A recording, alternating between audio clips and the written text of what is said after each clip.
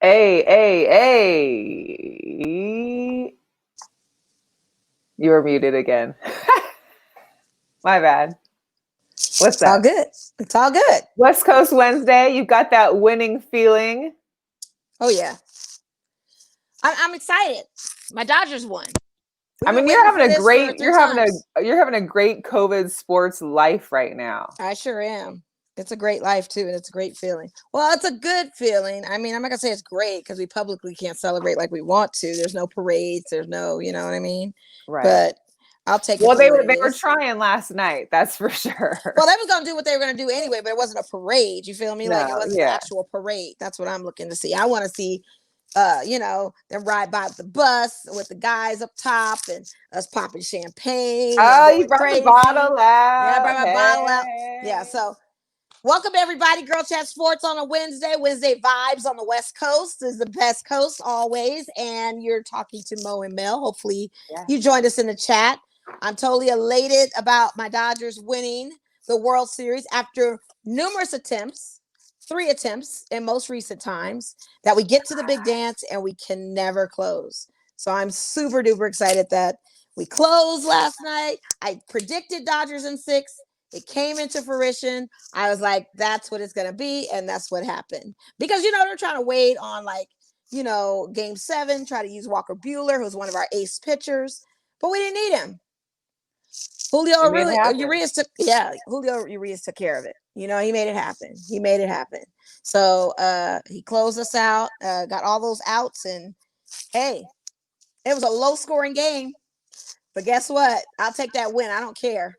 That's all that matters. Because it was one run in for a lot of innings, man. It really was. So we're going to talk about it more. Everybody that's tuning in right now. Jose, yeah, appreciate it. Les, what's up, Nate? Hey, Les. You know what it is here. I got to make the sign. I'm going to make the sign when Harry comes on. You know the L and the A. The L and the A. Yeah. That's it. The L and the A. Wait, hold on. Let me put it. Yep. The L and the A. Thanks for everybody repping the L and the A coming in on the chat right now. Les, Jose, all my Laker fans, Dodger fans. We got one that's joining us tonight. He's not necessarily Lakers all the way, but he respects them. But he's definitely Dodgers. He's definitely Raiders. And I'm so excited to chat with someone that is not so much shares Cowboys, your passion. Shares my passion. Not so much Cowboys related or Seahawks related or both related. Sorry. This is our time. It's okay. We're in the winner circle. We're gonna be obnoxious like this, Mel. I'm just giving you a heads up. Us Laker fans and Dodger fans are probably gonna be pretty obnoxious for this whole season. So and I'm not mad at you. You guys deserve that. You guys deserve that. You've had this is your shot. And I hadn't realized that you'd been there 3 times in the last 4 years. I mean, I didn't really take that note. I hadn't really understood, but yeah. Man. So 2018 was our last face-off with Mookie Betts when he was with the Red Sox, and they beat us. And now he joined our side and got a second championship. Now he's on. But welcome, you guys. If you are tuning in, make sure you hit that share button. Go ahead and subscribe if you're watching on YouTube. If you're on Twitter, hit the retweet and make sure you share with your friends. We appreciate you joining in. We've got a great guest that's coming up, and we're going to get him on early because I know Mo can't wait to talk about her boys in blue with him. But one of our favorite people out here in Las Vegas that we've met, and we can't wait to talk to him. So please welcome Harry Ruiz. Yes. What's up, Mel? What's up, Mo? What's up? Represent. Yes. Dodgers, baby. Dodgers. Time. That's about damn time. That is like the mantra for me. Now, Harry, let me ask you something, because the last World Series they won was back in '88. How old were you at that time when they won that World Series? 2 months. Are you serious? I'm serious. I'm 32 years old. So I was born August 15th, 1988. They won the World Series in October 2020. So I was 2 months old. And funny story, I was talking with my mom today, and she was like, by the way, when your grandpa came into town in '88, he wanted to go watch Fernando pitch. So I went to the game pregnant with you to watch the Dodgers. And she was like, you were there that season. I was like, yeah, I was alive. That's the cool part. Now I've been alive for 2 championships, but this one for sure, I now remember it. Oh, yeah. And it's going to be a monumental one. I think that no one will forget. I won't say my age, but I definitely was old enough to recognize what was going on. Just couldn't celebrate the way I wanted to legally. Now I can. Now I Legally. can. Yes, legally. Now I can. Should have gone to Tijuana. Yeah, I don't know. At 13 years old, I don't know if I could have made it down there. I think they would have raised some questions, but I still was no acknowledging of Dodgers. Knew who they were. Knew the championship was the World Series was there. Knew they won. Same year as the Lakers. So it was just a double whammy like we've got now. And in what a better month than my birthday month. I was born in October as well. There you go. We got 2 winners going on in our birthdays. You couldn't ask for anything better. 88, you had Showtime and Fernando Mania. Yep. Toward the last couple of years with the Bulldog Hershiser being the man more on the top of that rotation. And now you got LeBron and you got, of course, Corey and Kershaw leading our Dodgers. Yes. We'll have to get that story. Yes, we will. Story. And Harry, tell us a little bit. I know you're from LA area, but what gave you your affinity love for Dodgers? And now I'm about to say it's just because your mom at this point, because you're so influenced with kind of almost being there. So here's a funny story. My parents aren't sports fans. My mom doesn't like sports much. She watches sports now because every Raider game, she's now listening live to my broadcast. She watches the Dodgers because she knows I go crazy when they win. But my parents don't like sports much. And I started watching and falling in love with sports because I started playing video games. So I would always pick the Los Angeles teams, and that's how I ended up falling in love. My first favorite Laker was Nick Van Exel. Oh, yeah. That Eddie Jones team, Cedric Ceballos, Zeldin Campbell, Vlade Divac. Because that was my first Laker team because that was my first video game with the Lakers. And then I started getting the Dodgers with Mondesi, with Caros, with Hideo Nomo. It's like all those guys. So I just started falling in love with sports because of the video games. And then I started watching on TV, and I'm like, hey, it's LA. I got to represent my teams. And that's the cool part about being a Dodgers fan. It's like, you can't say that I was a Dodger fan because we won 10 titles in 30 years. It's like, we had 0 in 31. And now this 32nd season, we finally got another one. So, yeah, but I'm a history nut. So I'm not in history about everything going on in the world, but sports related. So sports history. Yeah. Good. I love researching everything I can about my teams. And I've been able to meet a lot of the players, former players, Tommy Lasorda, Hershiser, Maury Wills, Don Newcomb, rest in peace. Recently passed away, Tommy Davis as well, rest in peace. So it's cool. I was a season ticket holder for a while for the Dodgers. So that's how I went from being a fan to being a diehard fan, to being my team, and I feel it more than the other guys. Oh, yeah. I'm going to tell you something. My influence of loving the Dodgers came from my great uncle who used to sit out on his carport out here and listen to the Dodgers on radio. He'd actually listen to play-by-play, not watching it, but listening. And with a Budweiser in his hand. So it's like every time I got home from school, I'd always go over to my great-grandmother, great-aunt, and my great-uncle at that time, their house. Of course. And that's what his first thing would be, is like, hey, and then you'd hear him listening to the Dodgers. That was his thing, because the history of Jackie Robinson leaving the Negro Leagues and being the first to integrate into Major League Baseball. I mean, that has a historic connotation to it as well, even though we were Brooklyn Dodgers at the time. But LA Dodgers, we're all one. So that history is there. And then that way, that's how he got connected to it. And that's how I grew to love it. And as a matter of fact, his hat is a replica of this hat. His original hat is similar to this. Nice. And sadly, when he passed, my younger brother was able to get that hat. So he wears the hat. And it brings us luck. Look at us. World Series. Here we go. Finally made it. And that's the cool part. So I went to vote today. I dropped off my ballot at the voting center. And as I was walking out, people were clapping at me because I was wearing my Dodger gear. And then the last lady all the way at the end, she was like, I'm a Dodger fan, but a Brooklyn Dodger fan. I'm like, hey, it's all love. It's Jackie Robinson. It's Duke Snyder. It's Gil Hodges. It's Walter Alston. It's like, it's all love. We're all one franchise. It's our 6th title. We only won 1 in Brooklyn, but hey, we got number 6 now in LA. Right. And I'm counting it all as 7 because I'm adding what the championships mean and the significance of us winning, because I feel like, rest in peace, Kobe Bryant and Gianna had a lot to do with that. So we've got the 7 championships with us, 17 with the Lakers. 7 plus 17 equals 24. So I got Kobe all through that, who was also, you know, a beloved Dodger fan and respected, especially with congratulations, Magic Johnson being, you know, a He's first owner having in an that. epic year. Now He's having an epic year, winning on everything. You know, he's had a Hey, I need championship with WNBA. He's had a championship with NBA. Now he's got a championship with MLB. I mean, it's a trifecta Trinity thing that he's got going on, and I gotta give him his props. I need Mark Davis to sell part of the Raiders to Magic Johnson. That way we Something, can get right? another championship also with Magic being the magic person bringing Right. us what we need. Who you telling? Who are you telling on this? I mean, all day. We were going to talk about Raiders in a minute and talk about your show and how you just basically made Vegas history doing what you're doing with your show and having the Raiders here. I just think that's so awesome. But with the Dodgers, how great does it feel that we won this and we're missing some people that were really loyal to the team that unfortunately got traded? Like Matt Kemp is one that I would say you'll forever be a Dodger. I'm not sure about Manny Machado because when Machado came in, he was replacing Corey Seager on injury, so we traded him out. So yeah, we don't talk Machado because Machado got that big money and then he started talking mess about our team. So yeah, he's out. But is there any ones that we had formerly? I'm a big Sandy Koufax person. I like Sandy too. I was like, but Sandy, but Sandy got his rings. So yeah, he did. So I posted a tweet last night, right before the game ended, when we got that insurance run with the Mookie home run.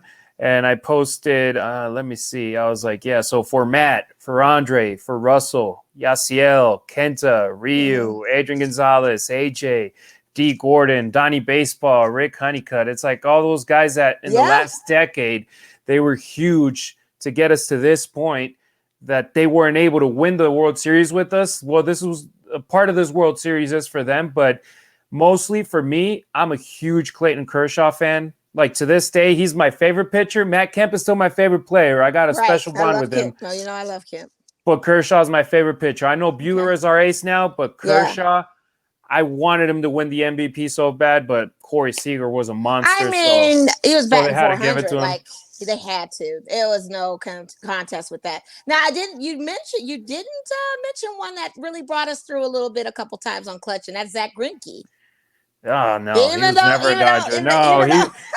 He was in. He went to the Astros. He's not a Dodger. No, and not even because he's an Astro. He was a selfish guy, and he has his own battles that he fights in his head as well. But he was never a Dodger. Like, yeah, we were paying him, but in his mind, he was like, "Hey, I'll go wherever I get paid the most." And I never felt him have the connection that other players do with the Dodger fans. So okay, gotcha. I mean, he played for us. He did well with us, but he was never on the level of Kershaw that I can tell you. So I was a season ticket holder from 2011 through 2016. Of course, the year that I didn't renew my season tickets, they ended up going to the World Series. So thanks, guys. Right.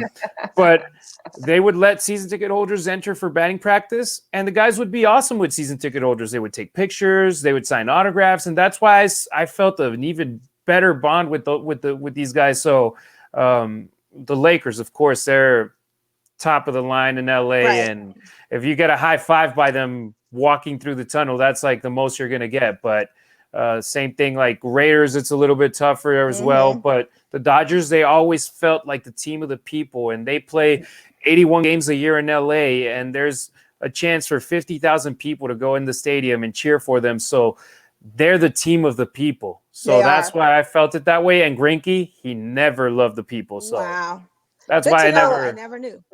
You Dodger fans now, do you feel that Mookie was the changing factor for this year? Because you guys have been in it for 3 times the last 4 years, not coming out with a championship. This year you've acquired one of the hottest players that came to the team, it seemed like. Do you feel like he's he's the cherry on top that made this whole thing happen?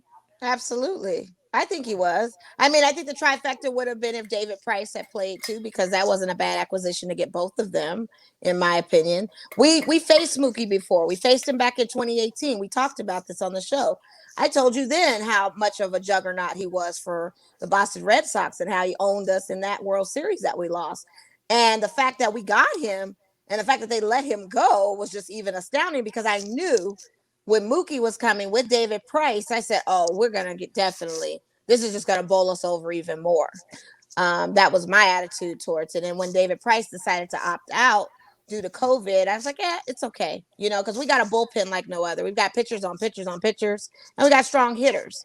A couple of them are coming up free agency. We can talk about it. But I thought with Mookie coming, he wasn't going to slack off. He wasn't going to be that guy that was going to be pompous with the attitude of, oh, I was a Red Sox and I beat you guys. No, he welcomed us. He became a Dodger the minute he signed that contract and put that uniform on, and he's been a Dodger ever since. And to me, I forget that he was even a Red Sox, to be honest with you. I claim him as Dodgers all day. I don't know about you, Harry, but that was my take on it. So Mookie was definitely the missing piece of the puzzle to be able to get to this World Series. He was the difference maker in a lot of these games. Like you go back to game 5 of the NLCS, the shoestring catch that he made, and then throw out Marcell Ozuna. Or, well, he didn't throw him out. Ozuna threw himself out by stepping off of third before the catch. But there were so many great catches that he made. The running on the bases was incredible, like someone I'd never seen before. And that's one thing. As a Dodger fan, I watch Dodger games, and that's it. And especially, I'm not tuning in at 4 o'clock to watch Red Sox games. So I knew Mookie was a monster, that he was an MVP, that it was between him and Trout to be the 2 best players in baseball, but I would never see him play much. So now that I got to see him play from when the exhibition game started back in, what was it, August? Yeah, it was late August. Around there, yeah. So when they started playing the exhibition games between themselves and then against the D-backs, and I started watching him on the field, I'm like, hey, this guy's good. And then regular season started, I was like, damn, this guy's a man. He's the MVP of this short season. And then in the playoffs, I'm like, in year 1, he put us over the top. He got us this World Championship, and we got 11 more years of Mookie Betts in the Dodgers. So we sure do. It's a dream come true having a player like that. And of course, the best part is people love talking trash about the Dodgers because we got the 2nd highest payroll in all of MLB. But it is because we pay our players that we grew in our farm system. We got a guy like Corey Seager, like Cody Bellinger, like Buehler, like Kershaw, and I can keep going on and on and on. Half of our 28-man roster in the World Series were homegrown guys. And that's the difference with the Dodgers right now. It's like we brought in the piece that was missing. 6 years ago, we thought it was Zach Greinke. It wasn't Zach Greinke, the missing piece. It was a right fielder that was going to provide leadership, which was the most important part, but also power, speed. He's a 5-tool player. So props to Mookie. I bought a Mookie jersey like a month into the season. I'm like, I need this guy, man. I need this jersey in my collection. You have to. It's a must. And the thing of it is he puts me in the mind because no other player like him can even attempt to steal the bases as fast. When we had D. Gordon was our base stealer. He was that guy that would steal the bases really quickly. But since he's no longer with us, we have Mookie. And I was like, oh, my God, he even does D. Gordon moves. We need him stealing bases. Like, he can do it and get away with it. And it's like, this guy is just all time. And we would struggle to get Mookie on base. So that was the problem. It's like, he was our leadoff guy. He was our speed guy.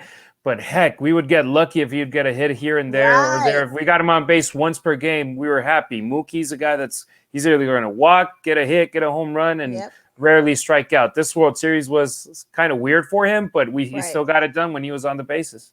Now tell me about your experience, because prior to the World Series, you went to the NLCS, and I believe you had gone to Game 2 against the Braves. Was it Game 2 or Game 3? Which one did you attend? Games 4 and 5. Oh, Game 4 and 5. Later on. Okay, so you got to the clutch moments. Explain how that was, what that experience was like.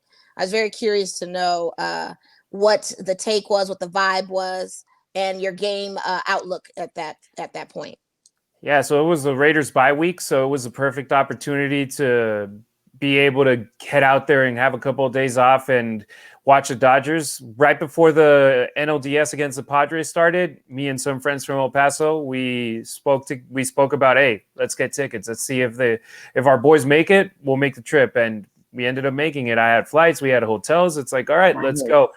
We knew that it was our year, so we were like, all right, we need to see our guys play live during the 2020 pandemic season. It was weird, super short lines. I mean, it's as a fan who used to go into Dodger Stadium 3 hours before the game and then struggle with traffic and everything, it was only less than 20% capacity. So in the section that we were at, they would sit 2 groups of people in one row both on the opposite sides of the section. And then the next row was empty. And then the next row, you would have 2 groups of 4. And it was weird. You would only interact mostly with your group.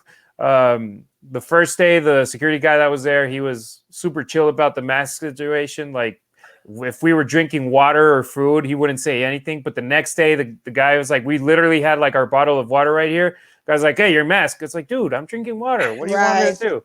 But at the end of the day, that's what we should be doing. We should be wearing our mask most of the time. But it was a cool experience. I wanted to watch my Dodgers play. I'm honest. I only pay to watch my teams play. Like, if I'm in Seattle and the Mariners are playing the Angels, I ain't going to pay to go. I'm not going. Like, but if it's the Mariners against the Dodgers, I'll pay to get in there. So it was a cool experience. It was different. It was weird.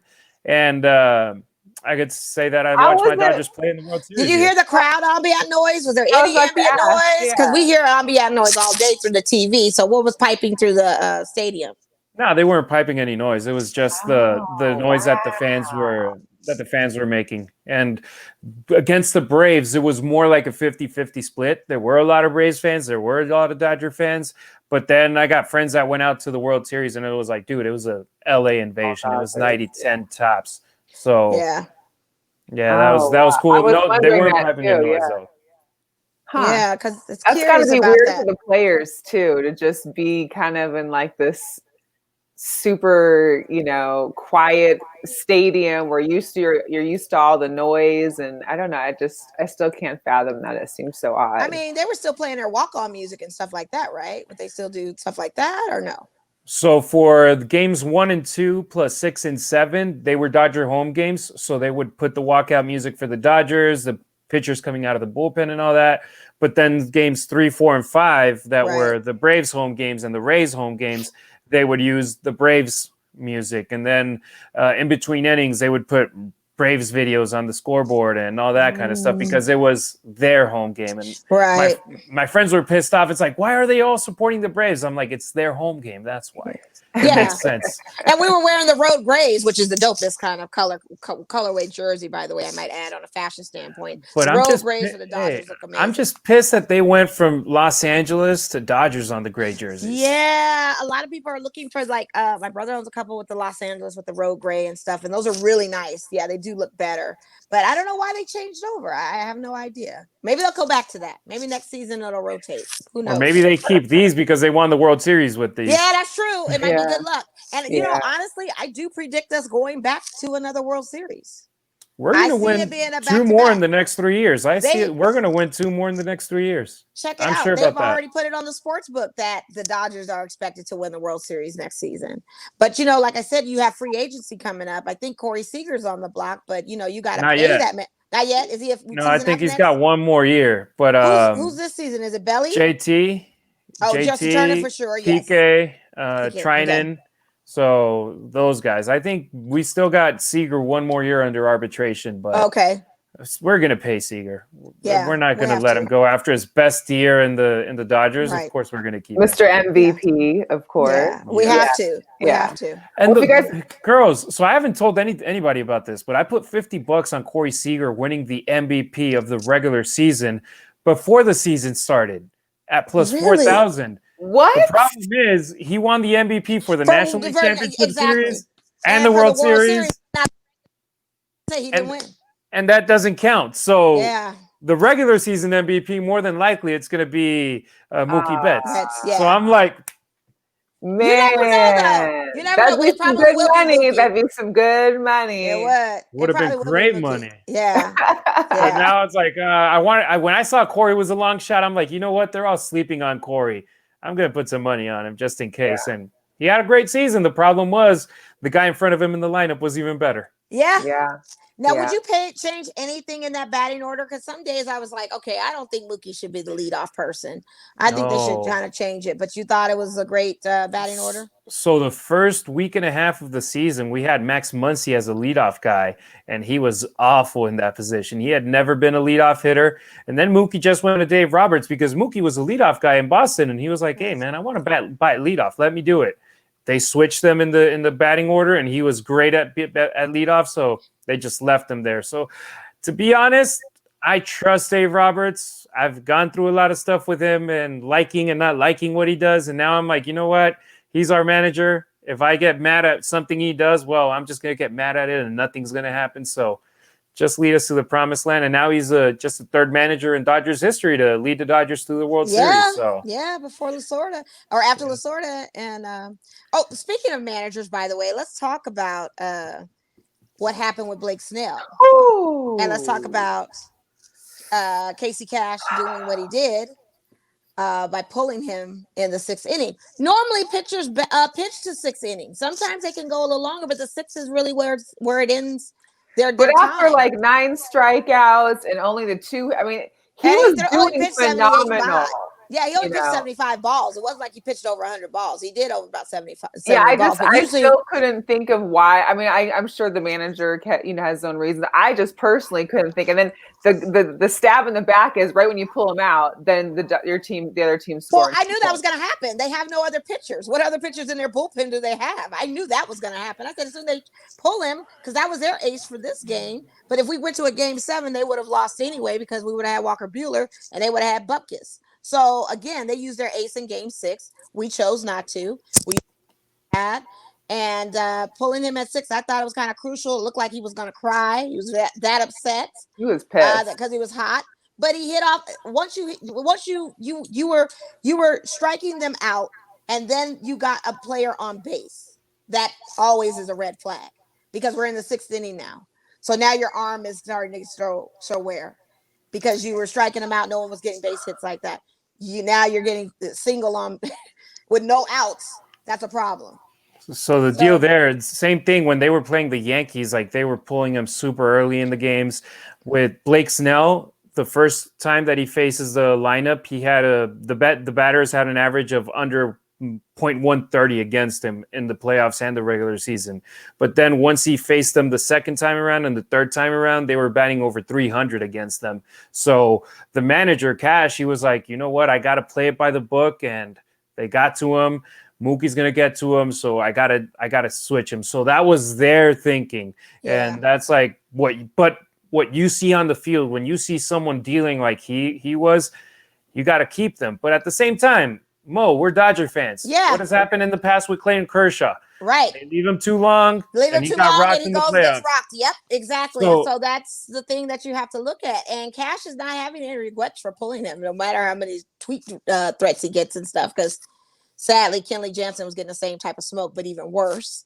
So poor managers, it's a lose-lose situation. Yeah, you can't. Yeah, it's a crapshoot. You just don't know.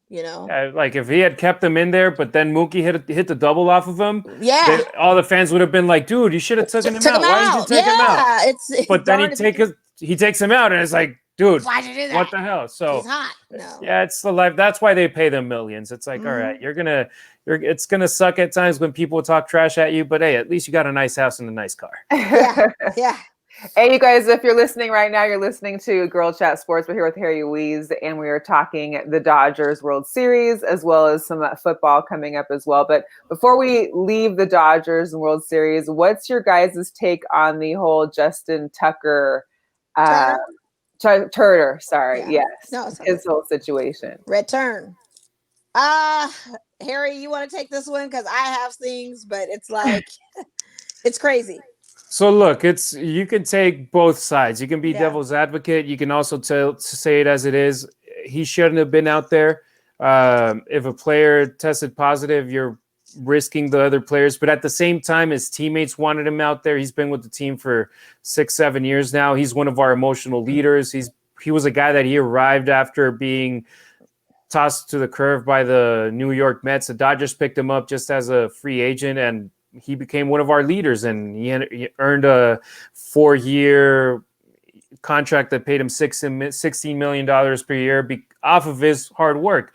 This is his last year. It might have been his last game. And he said that he was frustrated being just quarantined, just being restricted, and he wanted to go out there and take a picture. And that's, if you see the video, he walked out there. He just sat in the front, and once they were about to take the picture, he put his mask down to take the picture, and then he put the mask back up. And the rest of the guys, they knew that he had tested positive. So if anybody hugged him, They did so knowing that he had tested positive, but they wanted to hug him. It's a moment that they'd been waiting for so long. The Dodgers, as a fan base, 32 years, but for a player waiting 7 years in the same franchise, going to the division, winning the division every single year, and always being one step short, a couple of steps short, he wanted to be out there. It was the moment got stolen from him. And what I don't understand is, how did a player test positive inside the bubble? Well, how did he test positive twice and still get to play? He tested positive twice throughout that day and was still they thought it was a false positive or inconclusive. It was inconclusive. So the one from the day before came back as inconclusive. Right. So they tested him earlier in the morning, and that was the one that, once the first one came as inconclusive, they rapid tested it, and the moment they found out that he had tested positive, they pulled him from the game. But how would he even be on the field if you're still having a lingering? I mean, any other sport, we haven't seen that where you can test and then just kind of still play until they tell you. Well, yeah, that's the only thing that's different with it, I think. Yeah, no, the problem with baseball, because NBA, they didn't test any, and they didn't have any positive tests since they started the bubble. The problem with baseball is that they play almost every single day. Yeah. So they literally had the test done. So today, what is it? Wednesday. So they tested him Monday. That test came back in the second inning as inconclusive. So they rapid tested the second one, the one from the day of the game. And the moment they got that result, they pulled him from the game. They didn't know he was positive. It didn't come back as positive. It just came back as inconclusive. If it had tested positive, no way he would have played. And probably the game might have not even been played. And my thing is, he was already out there with the guys. Yeah. He'd been out there for a cool first before 7 innings, interacting already with these players with a positive status. Yeah. And mind you, that was, from the time that they took the test. So he was already, the infestation has already occurred. So the good thing about baseball is that you don't have to tell guys to social distance. You got a guy in second base, a guy at third base, a guy at first base, shortstop, outfield. They're already social distancing. So the time that they're in close contact with someone else is very limited. So unlike in the dugout, and when they're with the first base coach or second base coach or third base coach, you're still interacting with folks, but he is already there. Right? Yeah, but it's not. And then him to come back, it's like, well, he was already there out. Yeah, but it's not like hoops or football, that it's a contact sport where you're literally checking down a player, you're tackling someone, you're on top of them, you're pushing them. It's a little bit different. I'm not saying that it was right that he went out there. I understand the reason why he went out there, and now what I'm afraid of is that the Dodgers are going to get penalized worse than the Astros for cheating.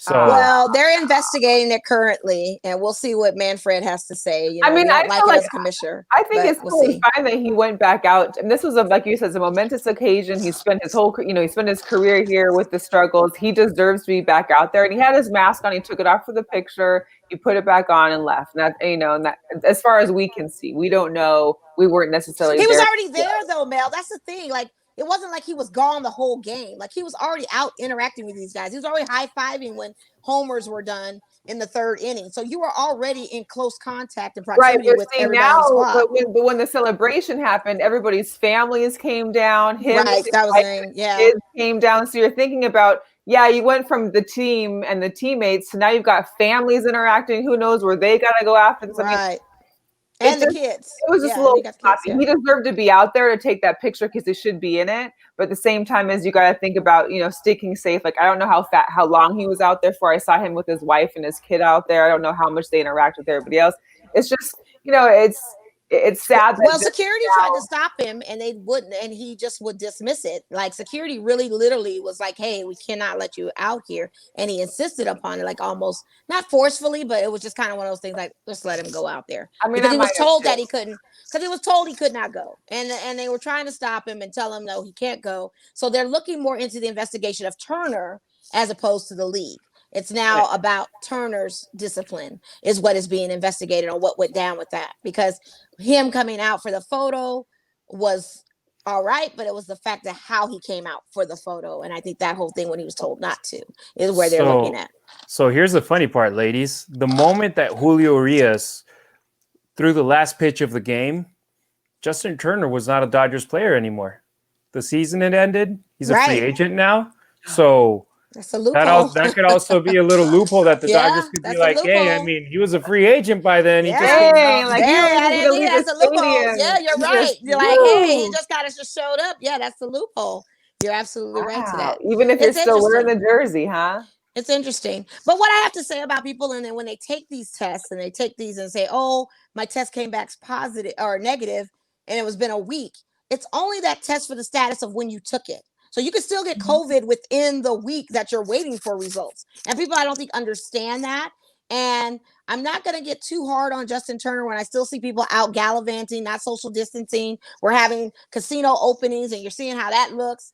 And you're still normalizing something that to me is not normal. So until we actually know it's not something normal, know that it's something we have to take seriously, and you keep opening things and doing things socially, it's always going to be a mystique around it of you're around, but it's going to be okay, because that's a lot of perception to people, like, oh, we're going to gather, nothing's happening. Our cases, yeah, we have cases, but very little deaths, and like like one death is like, I think for me, you know what I mean? I think But for it's me, crazy. it's more like, okay, it's like, yeah, it's like the flu. We're getting it, a lot of high numbers. You know, people aren't necessarily dying at the crazy rate that maybe some others may think, but we don't know what the long-term effects. Like flu, we know.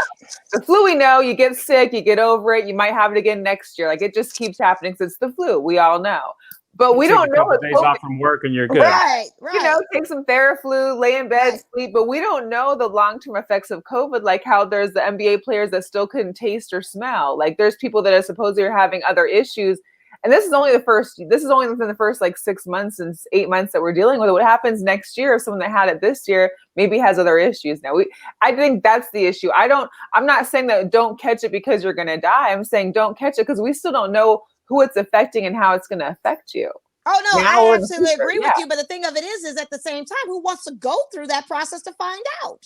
If everybody is telling me their bad experiences when they get COVID, be it a coworker sharing me what it felt like, why would you want to put yourself in through that anyway? Like, I don't want to go through that. I'm trying to stay away my darn self because I don't even want to go through it.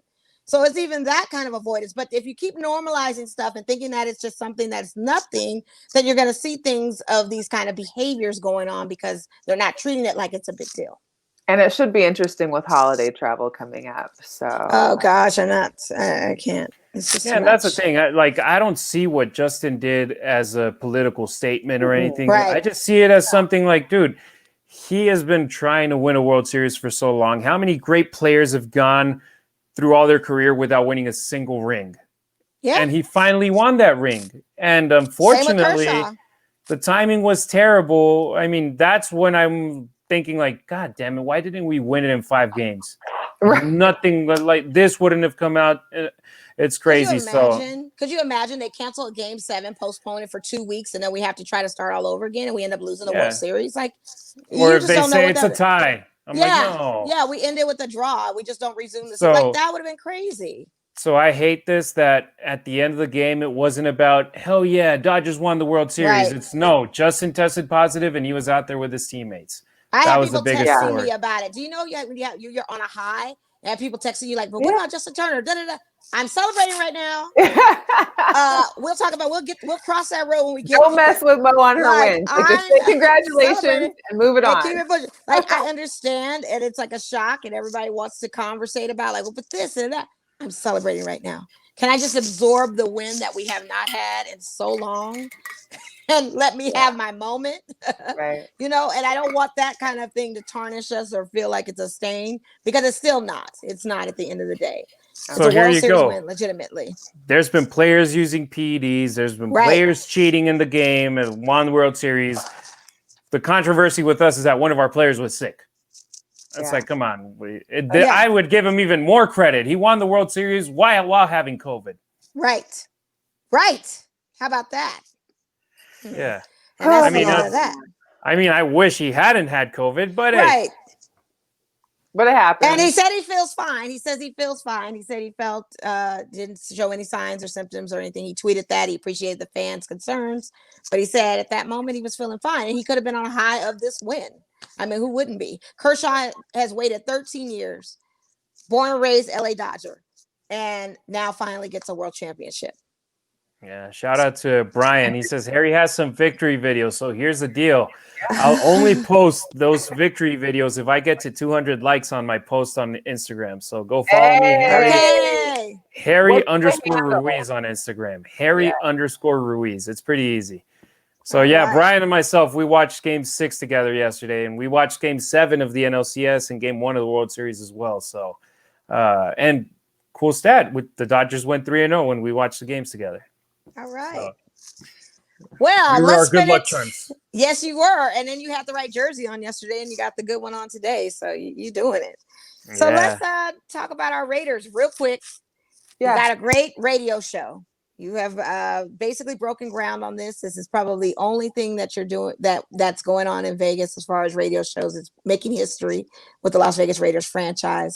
Let's talk about your radio show on 1460. It is, right? So it's the official Spanish broadcast of the Raiders radio network. Every game day, we're on the air an hour pregame, 3 hours during the game, and then an hour post game. And it's not only here in Vegas, but you can listen to us in LA, San Diego, Bay Area, Fresno, Bakersfield, and I'm pretty sure I'm missing a city or two over there, plus also over here in Reno and Nevada, and worldwide online. So what we are is that we're the bridge that connects the Raider Nation with the Raiders in Spanish. The Hispanic community loves the Raiders. The Raiders love the Hispanic community. So it's an honor for me to be a part of this, the first ever Spanish broadcast crew in Las Vegas Raiders history. Yes. Yes. Well, I think what makes it special is I think all of us, have really been in tune with sometimes with how the Spanish commentators are for soccer games. And I feel like listening to some of the clips that I've listened to you guys do, it's almost like you're putting that same kind of like the vibration and the excitement and into the Raiders games that we don't usually hear necessarily from the commentators that we listen to on air. Yeah, and Brent Musburger and Lincoln Kennedy, they're amazing. They're a great broadcast crew. But we're completely different. But that's okay. There you go. And even like we go a couple of years back with the Raiders in Oakland, Greg Papa and Tom Flores, that duo was incredible. But always when it's in Spanish, I always say it, everything is better in Spanish. Todo es mejor en español. So we put our own flavor to it, and then add that little extra that I'm actually a member of the Raider Nation. I'm a Raiders fan. Like everything I say it with passion when it's about my team. So if I were calling an Arizona Cardinals game, it would definitely not sound the same way because I'd probably be faking being excited about the team scoring a touchdown. So, but with the Raiders, it's genuine. This is my team. This is my squad in the same way. I was super happy that the Dodgers won the World Series yesterday. I'm going to be 5 times more excited when the Raiders win the Super Bowl. So it's a special, it's an honor, and catches every game day on 1460 AM out here in Vegas. Nice. I love it. I love it. So what are you thinking about the Raiders this season so far? Right. So I'm liking it. As a Raider fan, I haven't missed a game in a long, long time. And I've seen a lot of games in recent years where the team was done by halftime. And every game this season, we've gone into the fourth quarter, at least fighting in the games. And a lot of people were tricked by this final score of 45-20 against the Buccaneers, but they didn't see that with 11 minutes left in the fourth quarter, the score was 24-20. And that we had a 3rd and 13 that we should have stopped the Bucs, but we ended up letting them advance 13 yards in that play. And then they scored a touchdown and then an interception, another touchdown. And then Gabe Jackson got out because apparently he stepped on Dominic Sue's shoulder. I mean, I didn't see it. I don't know what the heck it is. And because we're the Raiders, don't you feel like, Harry, like we're the outlaws, that they always do things to us purposely because of who we are? And it feels like we sometimes don't get that fair shake on the end because of our organization, of who we are, what we represent.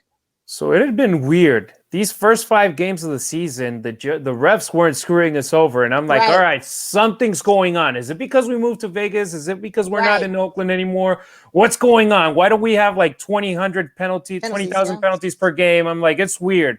But then this game, of course, they ended up ejecting Gabe Jackson because he got pulled from the back by Ndamukong Suh, and apparently he was too heavy, and Suh had to pull real hard to toss him to the floor. It was super, super weird. And that's when I saw the video that Suh pulled down Jackson, I'm like, he's going to be the ejected one, right? And I was like, no, our guy. Right.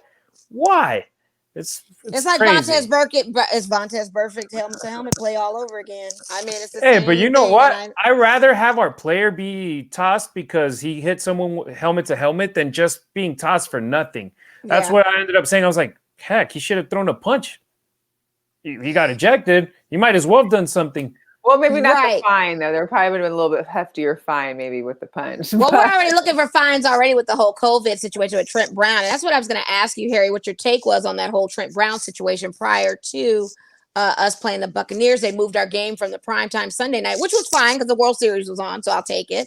I know, girl. It was godsend because I was like, that's fine. Let the Seahawks play in the evening. I'm watching the World Series. I'll tap in with them later. But by the way, heck of a game, Mel. Heck of a game. But the fact that Gruden was even pushing to have the game just totally postponed to later on in the week or another scheduled day or whatever. What was your take as far as that going down? Us losing Jonathan Abram as guilty by association, Trent Brown not wearing the tracker consistently like he's supposed to, and then testing positive. What's your take on that? That's the deal. You just got to follow the rules. It's like if you go to the convenience store and you're not wearing a mask and they tell you, you got to wear a mask to come in. And you're like, no, I don't have to wear a mask. Why? Because I don't want to. It's like, no, they're actually asking you to do it. So if they ask you to wear a mask, wear a mask. If they ask you to wear a tracer, wear a tracer. If they ask you to have social distancing during team meetings, practice social distancing. So it's just follow the rules. Unfortunately, it seems through NFL Network reports that Brown wasn't following the rules. So the whole offensive line couldn't practice the whole week. Brown had contact with him on Tuesday, so he couldn't play on Sunday.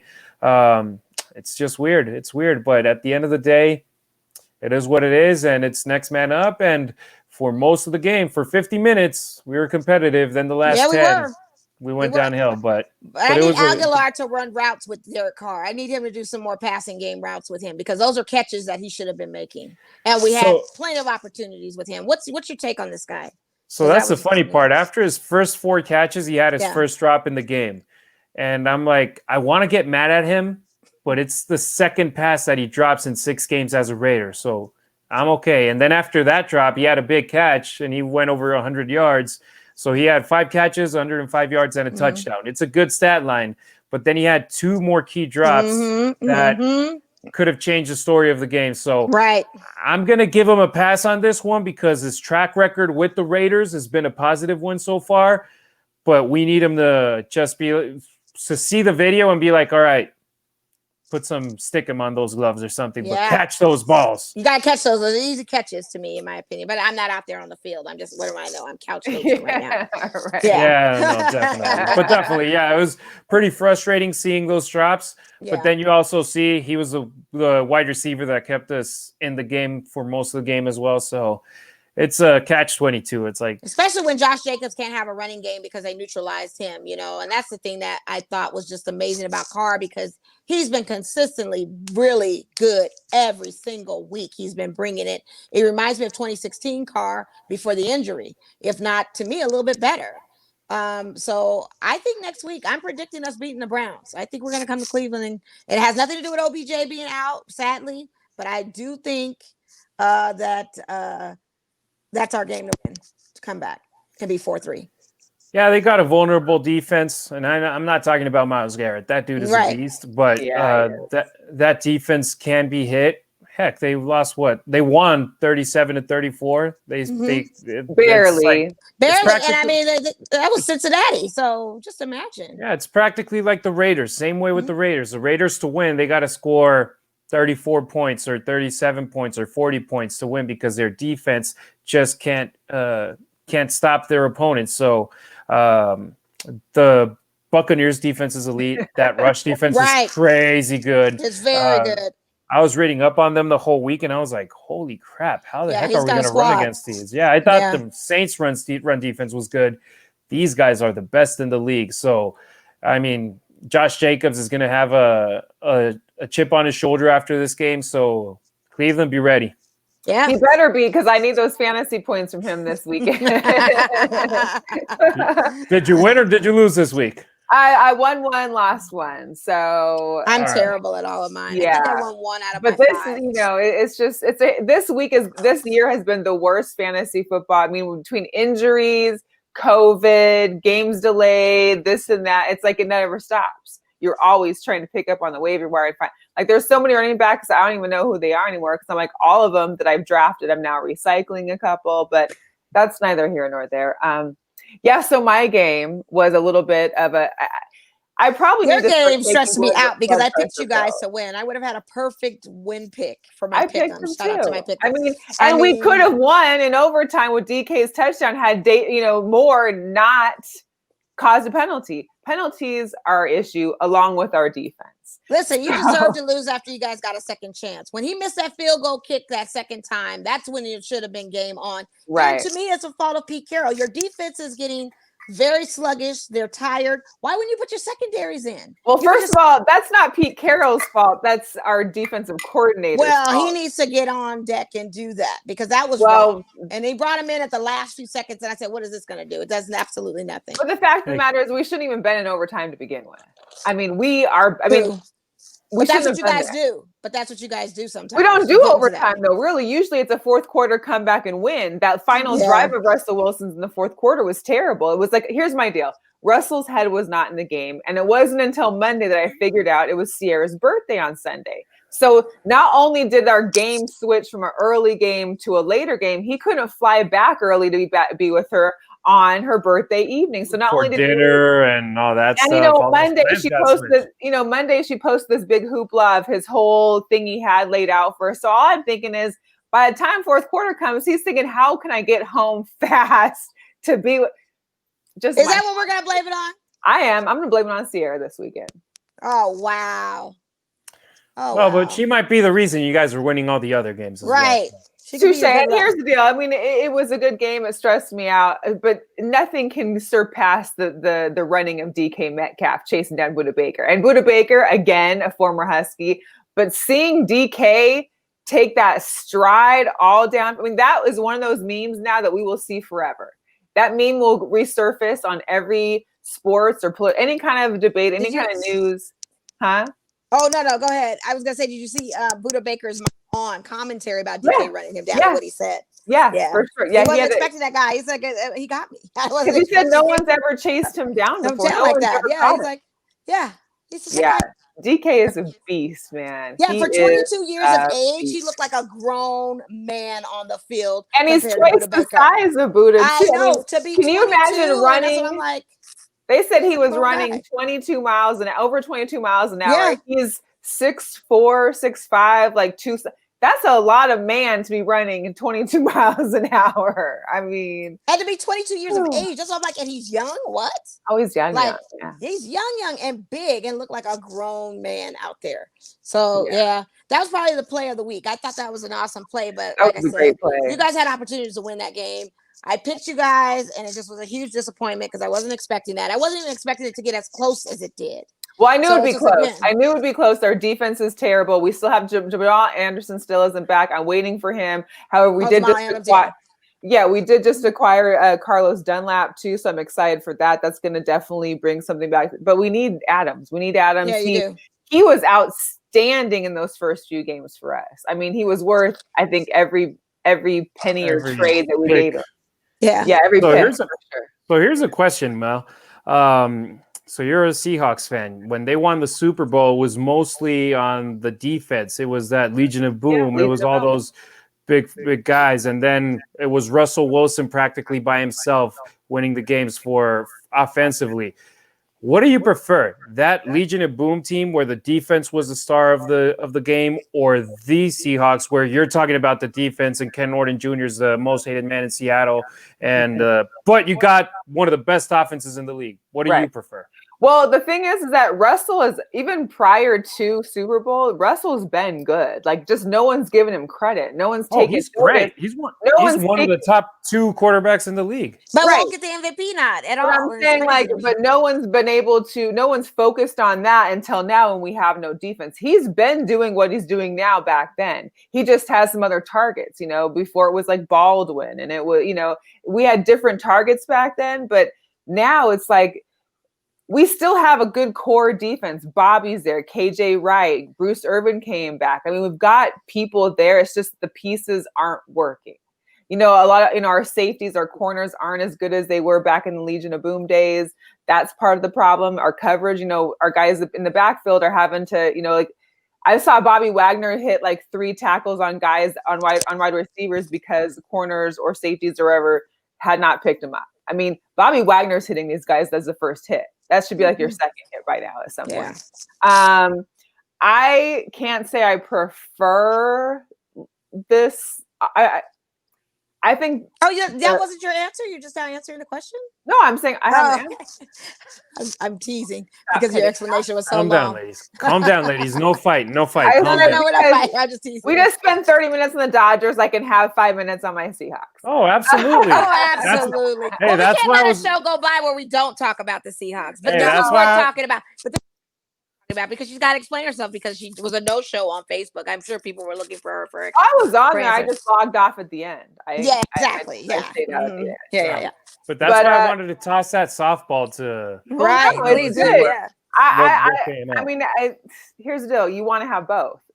Defense wins championships. Hence why we have one. But you can't win if you don't have defense. You see how Russell could be great, but he'll never be great with a defense that's not covering, and they're still scoring the same amount of points as you. I mean, we were going back. We were up most of the game. We were within 7 points, 3 points. You can't play like that and get into a championship. And not only that, but then we've got Tampa. As far as NFC goes, we're going to have to go against a Tampa or a Green Bay or a New Orleans. And those are teams that if we can't play defense on, we're not going to ever get to another Super Bowl. So hopefully they'll continue to work on this defense in the next couple of weeks. Hopefully Jamal Adams gets back. But yeah, let Russ cook still needs to happen. My only issue with the let Russ cook movement is that I've seen a lot of Russell get caught up, by defenders, and he's not moving his feet anymore. Like, he used to just get his feet and run and skedaddle. Yeah, I noticed he wasn't scrambling. And he's not doing that anymore. Sacked, and I was like, wait a minute, where's his scramble action? And so that's my thing and that's the thing is that they need to he needs to realize that he's got to take those opportunities still, because he's got them. He still has those feet. He can still scramble and run. We saw him do it all the time, and he's sliding, so he's not getting tackled or getting hit hard. He's getting hit harder by taking these sacks. Yeah. He is. That's a game changer too. Hey, nowadays guys, they slide and they still get hit. Ask Andy Dalton. Yeah. Oof, yeah. Ooh. Well, the other issue for us too is our running backs. Our running backs can't stay healthy. Last year we had our 4th-string running back when it got to the playoffs. This year we're already down Chris Carson. Yeah, about to say Chris Carson got injured. We're not sure if he'll play this week, and then we're left to a rookie, DJ Dallas. I think that's Dallas. I know DJ. I think it is. Anyways, he now is there. We got Travis Homer still, but we don't have Marshawn Lynch. We're not playing back in the, beast mode days when that was helping us win championships. Yeah. Or championship, no S. So you're thinking, saying should have been 2. Should have been 2. It really should have been 2. I mean, that was just robbery there. That was a crazy. I'm surprised Pete Carroll still has a job off the bat. But anyway. So there you got Carroll in the NFL, and you got Cash in the MLB costing their teams with key mistakes, right? And still having jobs. So it's not like they're gonna get rid of them. Yeah, as long as they make the playoffs and make it to a couple of games in. I think we've made the playoffs every year but once since then. So so you can't deny that. It's a great team. It's a great league. And in that division. Yeah. Listen. That division's crazy good. But and the Rams are coming back. I mean, Arizona's doing great. Frisco started getting traction again. Like, here we are. I think there was a meme I saw that was like the NFC West has lost 8 games total. The NFC East has won 7 games total. Yeah, true. Crazy. That's the issue with the alignments. It's like, hey, you got to find a way to get Dallas out of the East and something out of there. It's They got. Well, they're not number one anymore after the Eagles took over. Yeah, the Eagles. They're 2-4-1, whatever the heck their stats are. It's like they're both bad, but this one's worse. So Yeah. we'll put this one at number one. But yeah, no, that's like my favorite rivalries in all sports in the division are the AFC West. Raiders, Chargers, Chiefs, Broncos. In my opinion, those four teams, whenever they face each other, amazing rivalries. It is. But in talking about competition, the NFC West, that's crazy good this year. And what people don't realize too is that Arizona, before they were even good, when they were bad, they were still our kryptonite. We've lost to the Arizona when they sucked before playoff. It's always like, we play them twice a year. The one game that's right before the end of the year, we usually lose that game no matter what. Like, Arizona has our number for some reason. And so, I kind of knew this was going to be a really close game. I didn't expect to lose necessarily, but I knew it was going to be close because they always have our number. For some reason, it's always Arizona. We get the L from them at some point throughout the year, and it's too bad. Yeah. It's too bad. That was terrible. I mean, it had me stressed out. I was kind of mad at the end of the day. I was happy about, the game, but watching that one. I was mad. I literally had to take a timeout. No, because I literally had picked I just assumed Seattle. Well, and just like Jamal Adams was tweeting, I'm a sore loser. Like, I don't want to lose. And it's not like, okay, yeah, we're 5-1, but I still don't want that one loss. Like, I don't want it. We would love to see an undefeated team out of the NFC, but this is proving my theory time and time again that the AFC is a stronger team. The AFC is that division itself just has so many juggernauts. I mean, well, the AFC could. The Steelers could still be undefeated because the AFC is not. Well, I mean, you've got Bucks, you've got Bills, you've got quite a few. Yeah. I mean, I don't know. Yeah, that's true. I don't know. You can't. It's hard to be undefeated when there's great competition. So, right. I feel, that could be a debate for later another time. Yeah. Next show. Harry, do you want to join us for our picks? Our pick'ems. Yeah. Sure. Sure, I got no problem with that. Okay. Can I get bragging rights, or what are we betting on these? We don't bet. It's just a kind of, I guess, bragging rights at the end. Well, right now, I won last week, Mo, 3-2 out of the ones that we didn't choose the same. You had picked you picked Tampa, but I picked the Charger or the Chargers. No, I picked Tampa's one. Yeah, I know, but I had picked the Chargers. You didn't pick the Chargers. I picked the Browns, of course. You didn't pick the Browns. I didn't pick the Browns. And then who else did I lose on? And you picked the Niners. I didn't pick them. And I picked Seattle. Yeah, so I lost 4. And then you picked Tampa. So that was Tampa good. won. Oh, okay, I know. Yeah. No, I need you to cite the losses. Like, I need to know which ones I lost. So I lost 4. Is that what you're saying? No, you lost. Well, I didn't count the losses. I didn't count the ones that we all picked the same. Gotcha. We all lost to the Cardinals. You lost to But anyways. Gotcha. So. Okay. I trust you, Mel. Yeah. I mean, I try my best. I was trying to figure it out because my work pick'ems, I lost only one team. Well, because you always pick different teams sometimes in your work pick'ems. Well, I go later on making in the money. week. Yeah. Well, and then it's later on in the week and news develops and just things I research a little better to go off the fly is just a little different. But we'll try it this week and see what I can do. Yeah. Nice. I don't know who picks these Thursday night games because it's starting to be a little bit too much, but we've got the Falcons at Carolina. I always said I'd never pick the Atlanta Falcons again in life. So I'm going with the Panthers, but in my gut, it's telling me that Atlanta will win this game. I'm going to go with the Panthers. I know Christian McCaffrey went back to practice this week. No, he practiced this week. So I don't know what that means. He was at practice this week. Well, even still, they won their last week game too. And they're doing good. They're doing really good. That's what I'm saying. It doesn't matter if he's in or out. So Teddy's holding it down. Harry. Yeah. Teddy's getting more time in that offense, so he's feeling more comfortable. I'm going with Teddy Bridgewater and the Panthers. All right, Harry. Pittsburgh at Baltimore. And we know that Baltimore just picked up Dez. I know he's not going to be able to play this weekend because they got to go through the whole time frames, but this is going to be... I'm still rolling with the Steelers.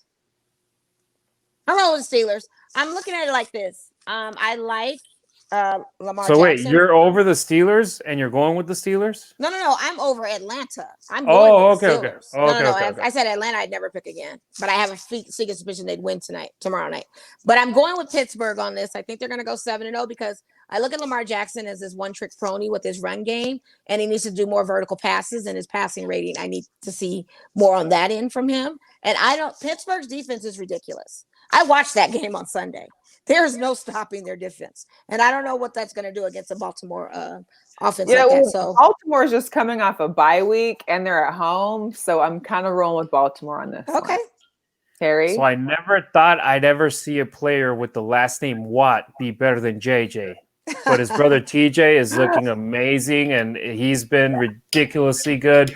And they could have whooped Tennessee, but the Titans gave him hell at the end. They did.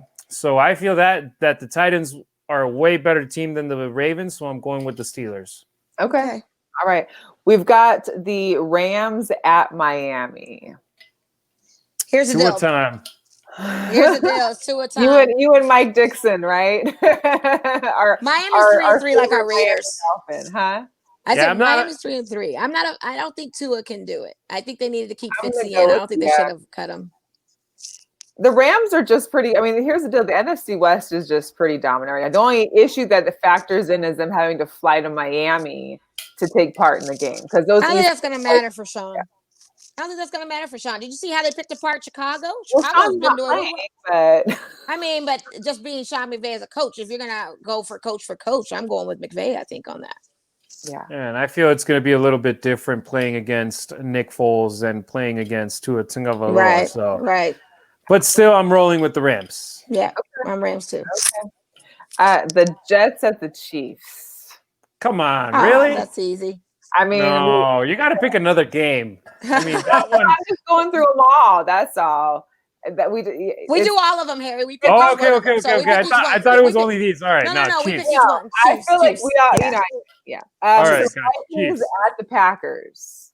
Well, who is it? Vikings at the Packers. Oh, I'm taking Green Bay. I'm gonna roll with them. What Aaron shows up some days, Hey, Aaron knows his mistake from Tampa Bay. I'm rolling with Green Bay. Yeah. Hey, but Showtime Jones might not play though. Coach was talking about not him wanting to give him another week of rest before letting him loose. So even though Aaron Jones ain't playing for the Packers, I'm going with the Packers. Yeah, I mean, the Vikings haven't been as great as I've seen before, so I think I'm also going to go. So we can all just go with that one. It's hard right now. Like, I feel like Aaron Rodgers gets to these points in time where you're like, is this still the same guy that we should, that. I mean, every quarterback has a bad game here and there, and for Rodgers, it happened against Tampa Bay, so I got to keep rolling with him. And plus, it's Kirk Cousins. It's the Vikings. You can't trust them to be consistent, but the days that he shows up, he's great. And it's any given Sunday. I mean, we saw this past Sunday how close, there were 7 games that were down to the wire. I mean, it really can happen at any point. Who knows, right? Yeah, but I'd rather roll with Rodgers. Yeah, I'm rolling with Rodgers. The Colts at Detroit. Oh, that's a tough one. I'm only going to roll with the Lions because it's not an easy pick. It's not. But I have a fantasy. I got Galladay, so I need him to get some points. So I'm going to roll. Hopefully, Kenny Galladay does the right thing. Who you got, Mo? I don't know. That's a tough one. I'm going to go with Colts on this. I'm just going to see what it does. Yeah. I'm going with Detroit after that big win against Atlanta. They got the momentum on their side, and they believe they're good. So, okay. Even though the Colts with Phillip Rivers, they've been decent. Yeah, they have been. I was like, ooh, that's a tough one because it's such a tough matchup on that one. But yeah. Okay, so Raiders in Cleveland. I'm going with my Raiders. I'm rolling with my Raiders. Raider Nation all day on that. Well, I'm going to go with the Browns. Of course, go for it. She loves Baker, and she is always a hater. She only picks her Raiders when she knows we're going to lose. Starting on the Cleveland Browns train. She picked the Raiders when we were playing Tampa Bay, knowing good and well one. So she does it when she knows. You pick Tampa Bay because I'm going to vote against because then we'll win. I just said I'm going to vote. I was rooting for the Raiders. But sometimes we go in unison with each other on our picks. Nice. Sometimes And we so don't. for this time, she decided to go Raiders. Well, it's Instead of my going Raiders on this one. Against the Raiders. She basically did the Raiders against the Raiders. I always pick the Browns. I've been picking the Browns for the last 3 weeks, win or lose. We can pull the film up for that. Man, one. I got Jarvis Landry and Nick Chubb on my fantasy. It can't go wrong. What's the worst that can happen? I'm still going to pick my Raiders, Nick Chubb getting hurt? Yeah, that's the worst that can happen. That's the worst that can happen. Yeah, and he's been there before. To the list. Add him to the running back. He's been there before. Tennessee at Cincinnati. Dude, that's a tough one too. They don't got a defense. They don't have a defense. I'm going to take the Titans on that one. I got to go with I'm going Tennessee as well. Yeah. Titans on that. Patriots at Buffalo. What's going on with Cam? Okay, so people are saying don't blame COVID on Cam's behavior, but we have to blame COVID because you don't know what the lingering effects of COVID. And I told you last week I wasn't picking New England because it's post-COVID Cam. Yeah. We don't know what people's physicality is going to be after coming off of a severe illness like that. So again, and they benched him in the middle of the game. So he had 3 interceptions too. Well, he's probably not even going to start this week. They may go with the backup. And if they go with the backup, then that changes some things. But I'm still going to roll with Tennessee. They're on a roll. I'm just going to – Derrick Henry might do another 97-yard rushing. Let's see. I feel like Bill needs to be in that quarterback pool just trying – Bill's going to pull somebody out of his bag real quick, and we're all going to be like, what? It's a Bill Belichick move. The next Garoppolo? He's going to need somebody else. He's got to get somebody else. I mean, this is not going to Nah, but I'm gonna go with Buffalo in this one. It's at Buffalo, right? Yep. No. Oh, yeah, Buffalo.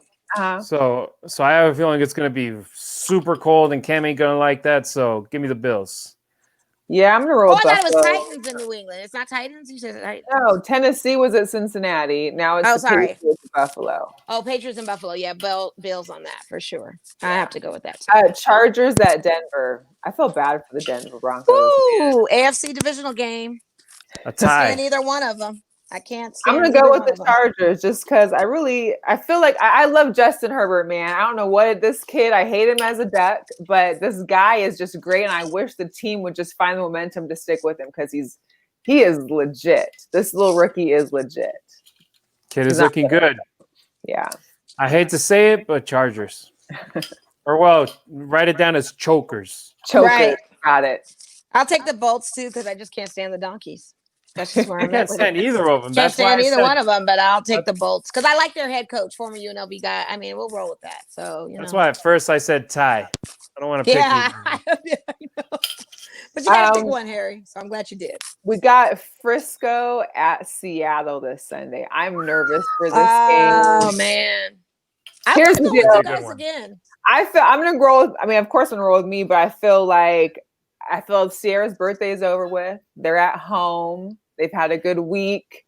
Hopefully, they've made some adjustments to defense, even though they can't really put in the new guy yet. And I'm hoping that we get I don't think Jamal's gonna be back this weekend, but I'm hoping he surprises us. I feel like his injury was more serious, obviously, than we already thought it was. He's been gone since week 3, so this is it's a lot. But I think they don't want to be embarrassed anymore like they did against that game against the Cardinals. So they're going to come back for a revenge game. So I think Russell's not going to be. He's not going to be embarrassed twice. He's not going to get sacked as many times as he is. He's definitely not going to be throwing picks like he. And do you know who we had on his podcast yesterday? He had Joe Montana too. So that the winningest quarterback who's never lost a Super Bowl. So that's going to be great luck for him. Right. That's going to be great luck. The man has never lost a Super Bowl. So you wanted Joe Montana. So I'm going to go with Harry. Seahawks. Give me Seattle. I'm on your side, Mel. I appreciate you. I appreciate you. Yeah, when she's not on our side, but that's okay. If it was any other team but the Browns or me.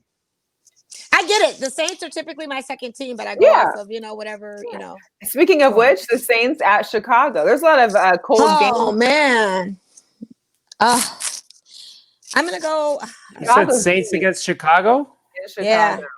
New Orleans. Yeah. After seeing what happened on Monday Night Football. Yeah, they were just. And I don't think they come back from that. But they were doing good up until this. But that's Chicago. They always do good. And what's the question on Khalil Mack? What's going on with him right now? Nah, but not Mack can't score touchdowns like he used to. No, he's the old Mack. That's what I'm saying. What kind of Khalil Mack do we have in here? If Foles isn't producing, it's the same as if you had Mitch Trubisky on the field. Right. So I ain't gonna pick Chicago, even though I love Chicago. Much love to my boy Roy Robertson Harris there and Khalil Mack, but I can't pick you guys. Yeah, I love Khalil. You know, he'll always be a Raider in my book, but definitely Saints is my second team. So we're going with Who Dat Nation. I'll roll with the Saints too. We got Cowboys at Philly. You know, I can't root. I'm gonna go with the Eagles on that. I'm sorry. The Cowboys might as well be with the Patriots in a van down by the river. And here's the deal: I've got Amari Cooper on my fantasy, but now you're having a third string quarterback come out here to lead your team. Well, you need to bench him and get somebody else. I already did.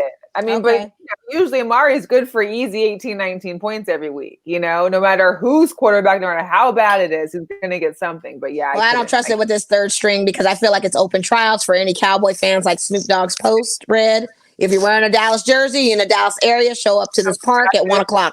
Let's see what you can do because that's where they're at right now. Harry, who you got? Yeah. I got the Eagles. Right. Yeah, unfortunately or fortunately, because I can't stand the Cowboys. I think this is a big karma thing for Jerry Jones. So I'm just kind of loving it. So here's the deal. I hate what happened to Dak, but you know. I used to live in Texas, and over there, it's you either love the Cowboys or you hate them. Mm-hmm. But I'm a Raider fan from LA, so I don't give a damn about the Cowboys. Okay. So I'm like, there we go. I'm like, I don't care about those guys. Right. We all don't. Welcome to the club. We all are happy to hate on the Cowboys. Yeah, the last game, I don't even need to ask you, but I'll just mention that it's Tampa Bay at New York Giants. So Tampa Bay debut is what you call it? AB is debuting this week, right? Or no? It doesn't matter. They're playing the Giants.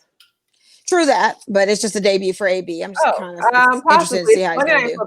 Monday Night Football. Oh yeah, he's there. Yeah. So who picked this game for Monday Night Football? My God, terrible game.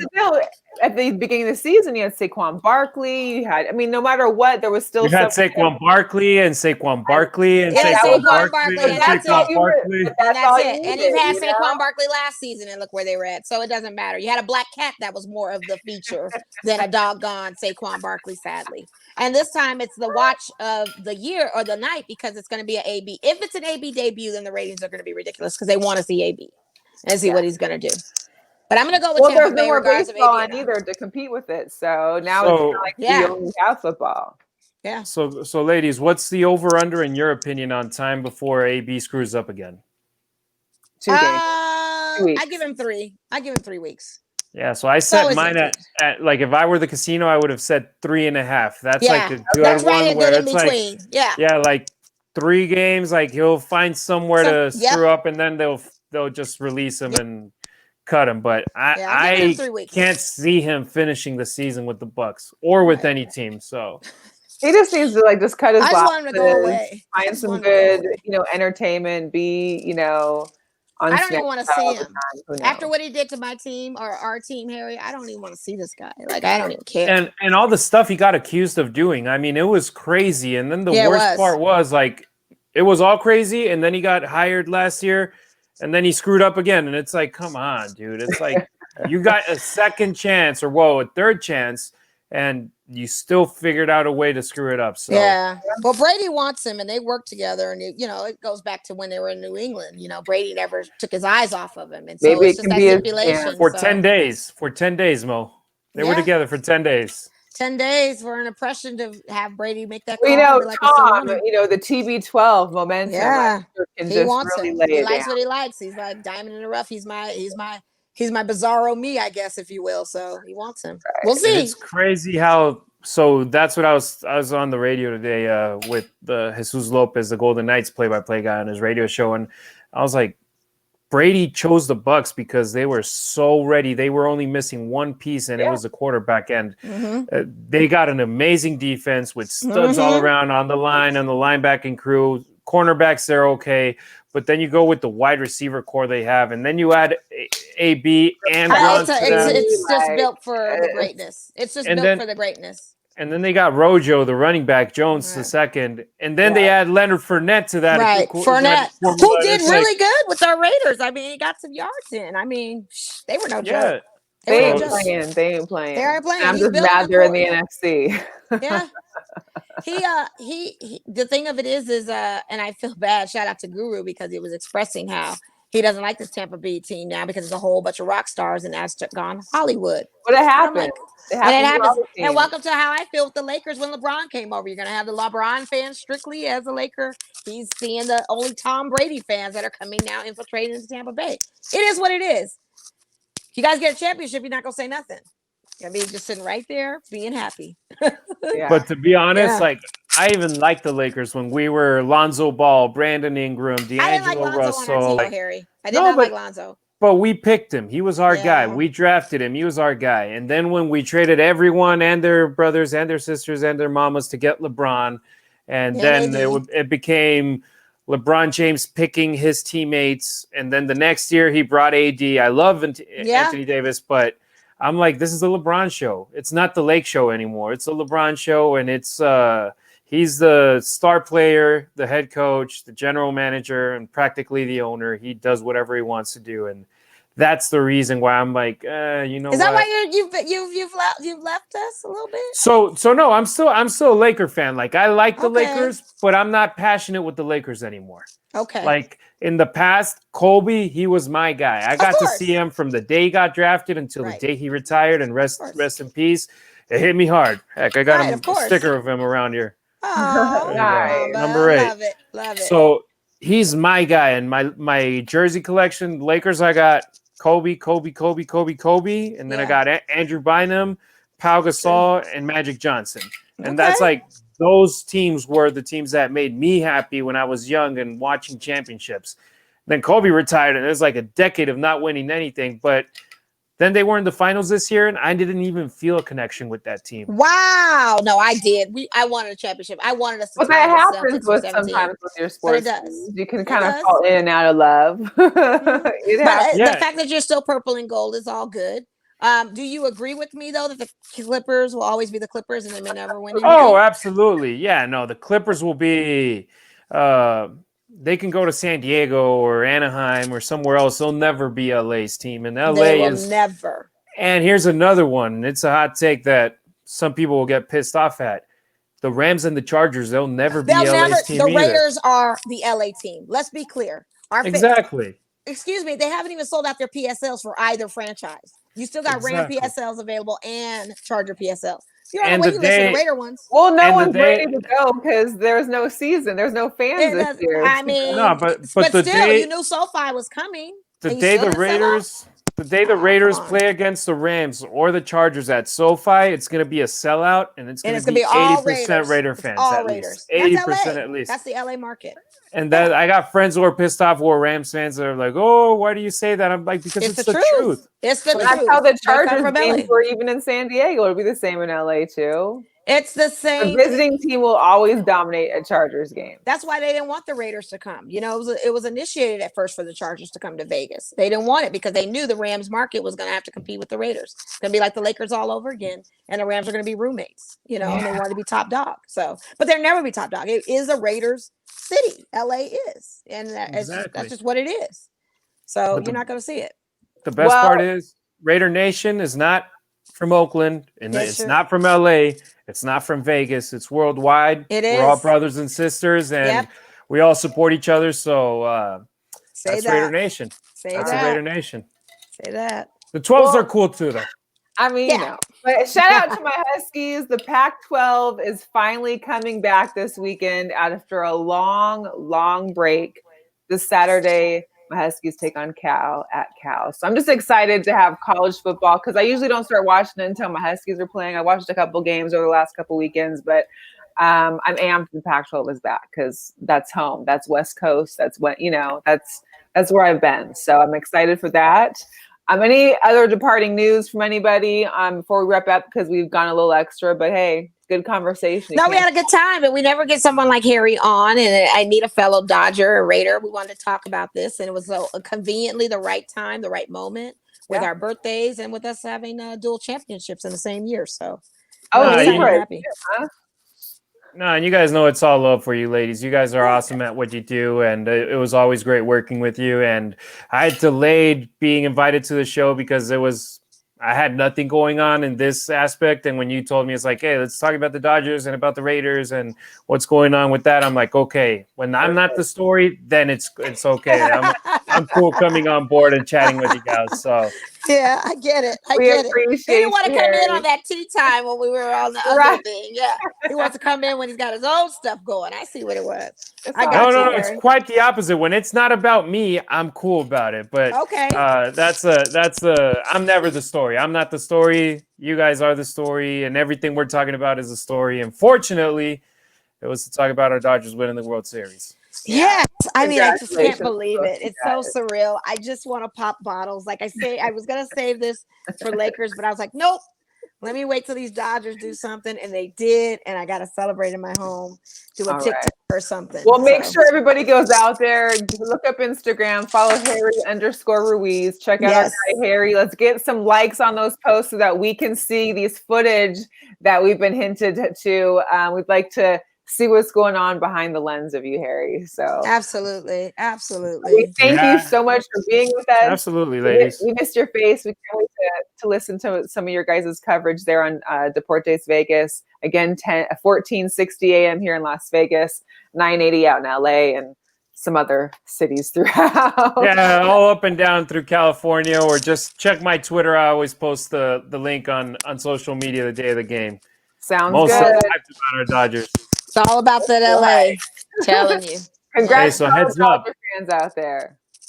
I got the heads up that Lids tomorrow out here in Vegas is going to start getting Dodgers World Series championship. Oh yeah, merch. I saw that online, so you already know I'm on it because I got my Lakers merch when I when they won. But in person in the stores out here. So tomorrow. Oh, okay. So just get there like 30 minutes later because I'm going to go as the doors open to try to get my stuff, and then you guys can get everything else. Wait. Which location are you going to? Which location are you going to?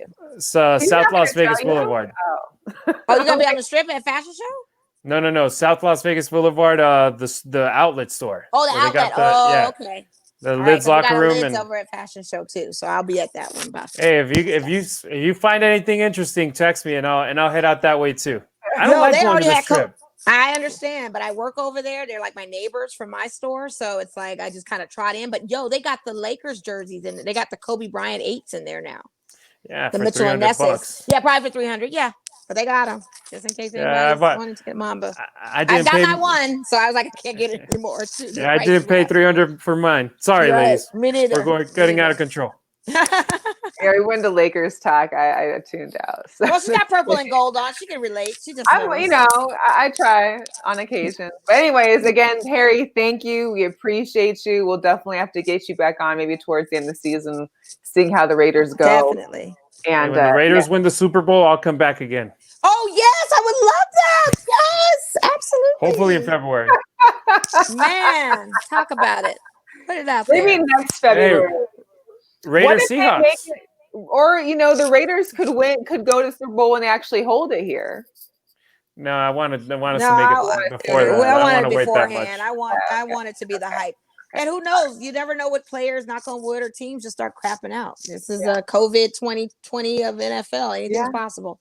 It seems like we already know how to screw up, so we are not going to do that anymore. Exactly. Let everybody else do it. All right, have a great night, ladies. Leave now. We appreciate everybody checking out. Remember, every Wednesday, 7 p.m. Pacific time. Make sure you share, subscribe, follow us, Twitter, YouTube, Facebook. Join the Facebook group as well. We appreciate y'all. Yes. Thank you. LA. Bye. How about this?